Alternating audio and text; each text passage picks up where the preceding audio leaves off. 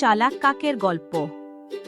এক বিশাল জঙ্গলে একটি ছোট্ট মিষ্টি টুনি পাখি বাস করত। টুনি ছিল খুব পরিশ্রমী। সে অনেক কষ্ট করে নিজের জন্য একটি সুন্দর বাসা তৈরি করেছিল। একই জঙ্গলে একটি কাক থাকত, যে ছিল খুব অলস আর চালাক। সে সব সময় ভাবত কিভাবে অন্যের খাবার বা বাসা দখল করা যায়। একদিন প্রচণ্ড বৃষ্টি নামল। টুনি তার মজবুত বাসায় শান্তিতে বসেছিল, কিন্তু অলস কাকের বাসা ভেঙে ভিজে একাকার হয়ে গেল। কাক তখন টুনির কাছে এসে বলল,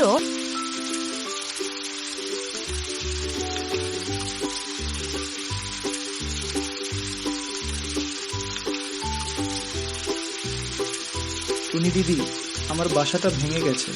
দয়া করে আমাকে তোমার বাসায় একটু জায়গা দাও, নয়তো আমি মরে যাব। টুনি ছিল দয়ালু। সে কাকুকে তার বাসায় আশ্রয় দিল, কিন্তু কাকের মনে ছিল অন্য বুদ্ধি।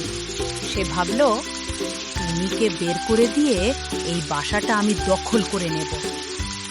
বৃষ্টি থামার পর কাক টুনির সাথে ঝগড়া শুরু করল। সে দাবি করল এই বাসাটা নাকি তার।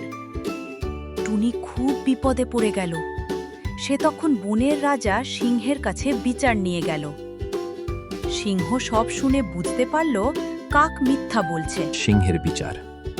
সিংহ কাককে আদেশ দিল যে যদি বাসাটা তার হয় তবে তাকে নতুন করে একটি বাসা তৈরি করে দেখাতে হবে।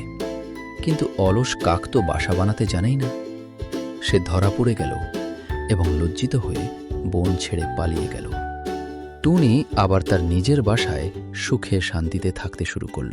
গল্পের শিক্ষা: অলসতা এবং অন্যের জিনিসের ওপর লোভ করলে শেষ পর্যন্ত নিজেরই ক্ষতি হয়।